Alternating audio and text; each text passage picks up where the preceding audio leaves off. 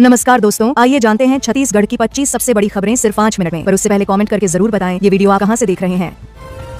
छत्तीसगढ़ के 48% स्कूलों में कंप्यूटर नहीं, बच्चों को नहीं मालूम संविधान किसने बनाया। राज्य में तकनीकी शिक्षा की हालत चिंताजनक है। 48% स्कूलों में आज भी कंप्यूटर की सुविधा नहीं है। 11वीं कक्षा के विद्यार्थियों के लिए कंप्यूटर लैब तक उपलब्ध नहीं है। अध्ययन में सामने आया कि अधिकतर बच्चों को यह तक नहीं मालूम कि संविधान किसने बनाया। वहीं 22% बच्चे कहते हैं कि क्लास में उन्हें बाकी छात्र चिढ़ाते हैं। यह शिक्षा प्रणाली और सामाजिक माहौल दोनों के लिए खतरे की घंटी है।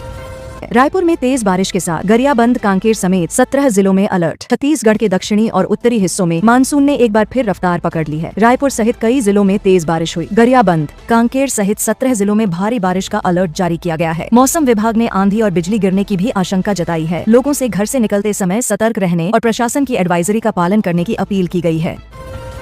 रायगढ़ में घटिया सड़क निर्माण पर ठेकेदार ब्लैकलिस्टेड, 23 लाख की अमानत राशि जब्त। रायगढ़ में घटिया सड़क निर्माण को लेकर नगर निगम ने सख्त कदम उठाए हैं। खराब सड़क निर्माण करने वाले ठेकेदार को ब्लैकलिस्ट कर दिया गया है और उसकी 23 लाख रुपए की अमानत राशि भी जब्त कर ली गई है। निगम कमिश्नर ने मौके पर जांच की और गुणवत्ता में भारी कमी मिलने पर यह कार्रवाई की। आमजन की सुरक्षा के साथ कोई समझौता नहीं होगा, ये प्रशासन का स्पष्ट संदेश है।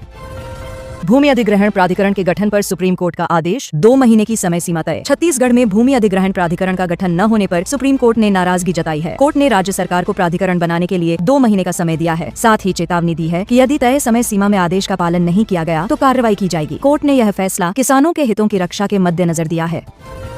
ईडी कार्रवाई पर कांग्रेस के आरोपों को भाजपा ने किया खारिज। किरण सिंहदेव का बयान। ईडी की कार्रवाई को लेकर कांग्रेस के आरोपों पर भाजपा नेता किरण सिंहदेव ने जवाब दिया है। उन्होंने कहा कि अगर किसी ने कुछ गलत नहीं किया है तो डरने की कोई जरूरत नहीं है। उन्होंने कांग्रेस पर राजनीतिक नौटंकी का आरोप लगाया और कहा कि जांच एजेंसियां अपना काम स्वतंत्र रूप से कर रही हैं। उन्होंने जनता से अपील की कि वे अफवाहों पर ध्यान न दें।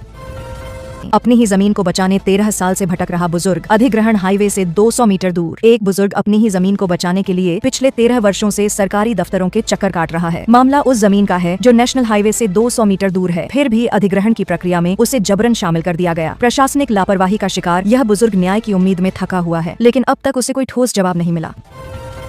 प्रधान पाठक ही शिक्षक और प्यून, एक ही कमरे में पहली से 5वीं की क्लास। छत्तीसगढ़ के कई ग्रामीण स्कूलों में स्टाफ की भारी कमी है। एक स्कूल में तो प्रधान पाठक ही शिक्षक हैं, वही प्यून का भी काम करते हैं। एक ही कमरे में पहली से लेकर 5वीं कक्षा तक की पढ़ाई एक साथ चल रही है, एक ही बोर्ड पर। यह शिक्षा की बुनियादी जरूरतों की अनदेखी का बड़ा उदाहरण है, जिससे बच्चों की पढ़ाई और भविष्य दोनों प्रभावित हो रहे हैं।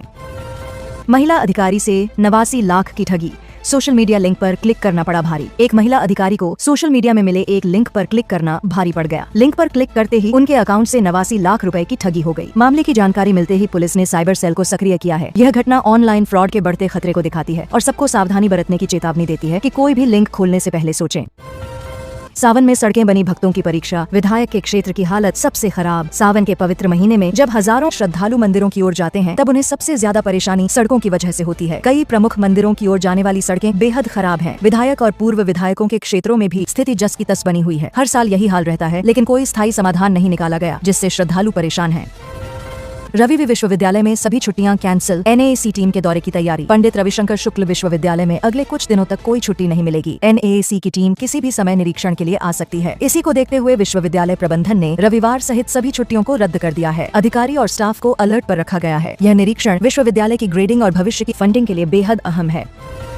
एजुकेशन हब से हटनी थी शराब दुकान, नहीं हटी, खुल गई दूसरी। रायपुर के एजुकेशन हब कहे जाने वाले क्षेत्र में शराब दुकान हटाने के निर्देश दिए गए थे, लेकिन इसके बावजूद न सिर्फ पुरानी दुकान चालू है बल्कि पास में दूसरी दुकान भी खोल दी गई है। छात्रों और अभिभावकों ने इसका विरोध किया है। शिक्षा के माहौल को प्रभावित करने वाली इस स्थिति पर अब तक कोई सख्त कदम नहीं उठाया गया है, जिससे लोगों में नाराजगी है।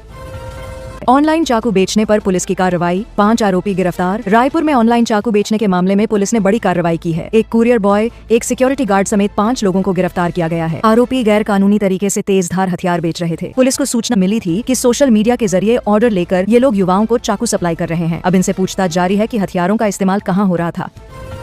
ईडी कार्रवाई के विरोध में कांग्रेस ने फूंका पुतला, बीजेपी ने लगाया बदनाम करने का आरोप। रायपुर में ईडी की कार्रवाई के विरोध में कांग्रेस ने सड़कों पर उतरकर प्रदर्शन किया और भाजपा नेताओं का पुतला फूंका। कांग्रेस नेताओं का आरोप है कि केंद्र सरकार विपक्ष की आवाज दबाने के लिए जांच एजेंसियों का दुरुपयोग कर रही है। वहीं भाजपा ने इस विरोध को झूठा ड्रामा बताया और कहा कि मुख्यमंत्री को बदनाम करने की साजिश के आरोप बेबुनियाद हैं। बीएसएससी की द्वितीय चरण की काउंसलिंग शुरू, 28 जुलाई तक पंजीयन की तारीख तय। छत्तीसगढ़ में बीएसएससी कोर्स के लिए द्वितीय चरण की काउंसलिंग प्रक्रिया शुरू हो गई है। इच्छुक छात्र 28 जुलाई तक ऑनलाइन पंजीयन करा सकते हैं।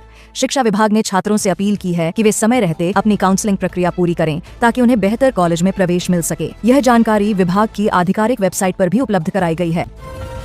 पत्रिका इग्नाइटर्स 2025 का आयोजन 27 जुलाई को, होनहार छात्र होंगे सम्मानित। 27 जुलाई को रायपुर में पत्रिका इग्नाइटर्स 2025 का आयोजन होने जा रहा है, जिसमें राज्य के होनहार छात्र छात्राओं को सम्मानित किया जाएगा। यह कार्यक्रम शिक्षा के क्षेत्र में उत्कृष्टता हासिल करने वाले बच्चों का हौसला बढ़ाने के लिए आयोजित किया गया है। आयोजन में विशेषज्ञों द्वारा मोटिवेशनल सेशन भी रखे जाएंगे, जिससे छात्र आने वाले करियर विकल्पों के बारे में जान सकें।